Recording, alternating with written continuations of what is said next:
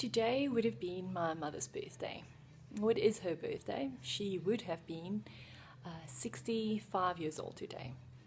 She passed away of cancer when she was only 45. She just turned 45. So today is the day I want to celebrate her. I want to remember her, and I want to celebrate, just what she did, who she was, what she meant to me.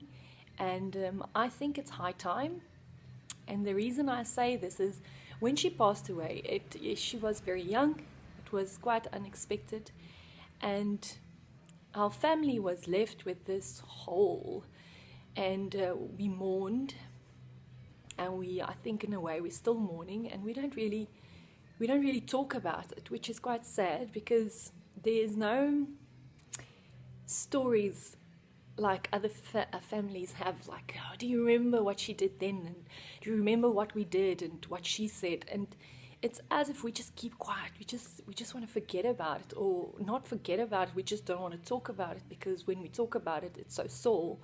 And but I think it's time. So today I want to remember all the quirky bits and the funny stories, and I want to remember her and celebrate her. So you can hear from my voice, yes, that I am sad, and it's good to be sad, because yes, it's natural.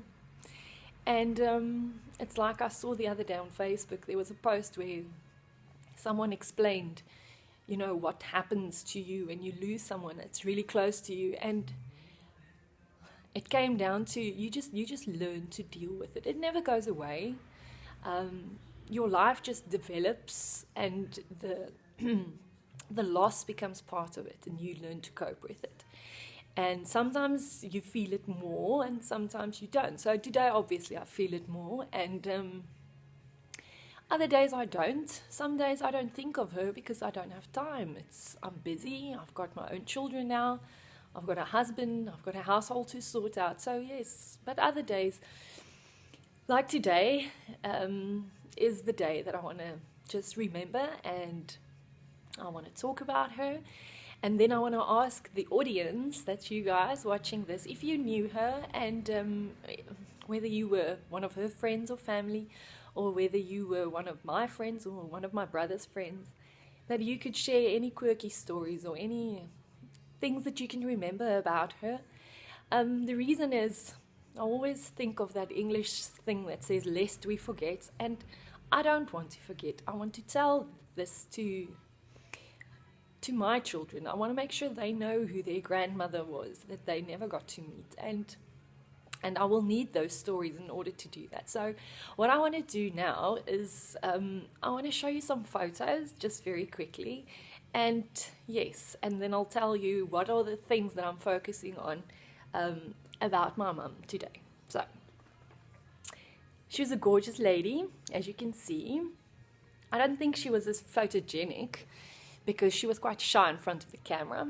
Here she is on her wedding day, and I think here she's sharing some funny little anecdote with her father-in-law, and you can see how happy she was. There she is with my dad, and this is just a random photo taken at home, where you can see yes, she's wearing makeup, and it's done immaculately, and that is why today I am wearing makeup. So yes, I've put on my makeup, I've put on a fancy frock, and I've painted my toenails, and I'm wearing her wedding ring it's part of my celebration. And then there you can see, I definitely did not inherit her body shape, or maybe I did, but I just love bread too much. And then this is just another photo of a normal day, no sprucing up, no nothing, and one again of the wedding day, and there you can see her lovely smile. I really think I can see so much of her in my daughter Sonia, who's obviously her namesake. Now, these photos, that's myself and my big brother. We're in Cape Town. You will see in these photos that there's always a child with her, and a lot of these photos with children in them I couldn't use because there's always a naked child in a photo. So yes, I had to censor those out. And there's my little brother lying on her lap, or literally on her belly, and myself. Also, I think I'm wearing bottoms, I hope so. And then here she is when my youngest cousin Wesley got baptized, or christened actually. So yes, I think she loved children. I know she loved us very much. She made that clear every day. And hence all the photos with all the children. Struggled to find photos of her by herself, actually. Now these photos are of her and my dad. Here they are I think this is just before they got married. My dad went and worked in Durban, and then she went to visit him. And yes, spent some many good weekends, I can assume. Here they are dancing. They loved to dance together, and they were really good. You know, they could clear the dance floor like Baby and Patrick Swayze could. And there's a photo of my handsome dad. So yes, she really loved my dad, and I know she did. They did fight.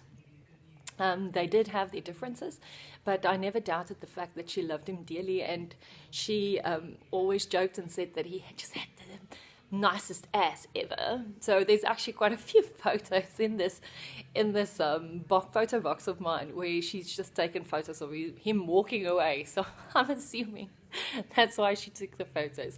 She could really appreciate the human body because she was an artist, and a really good artist. I'll save that for a later day, and I'll see if I can find some of her artwork that I still have stored.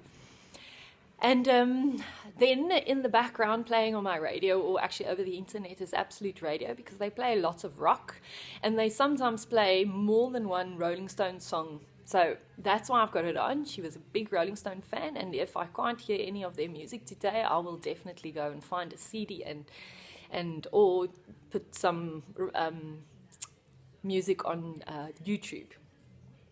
And yes, that's about it. I just remember her as an awesome person who really had a huge heart, and she always looked beautiful. I could never understand when I was a little girl why she didn't enter Miss South Africa, and then I realized that she said, well, she's married, you know, it's not Mrs. South Africa, and there wasn't then a Mrs. South Africa. She's always gorgeous. She is inside out. Yes, and she had a real heart for needy people, and sometimes even if we didn't have enough, she would share, which was awesome. She set such a cool example. And yes, always went to bed last, finished off paintings and stuff around the house, but we were never allowed to go to bed without saying goodnight, which was cool. So yes, I think if I sit and I have to write this down, there'll be much more to tell, but then this video will be really long and I don't want that to happen. So that is it for now. I hope I will hear from you and that you would leave me lots and lots of comments, either on my website, eventually.co.za, or on my Facebook page. Thank you. Bye.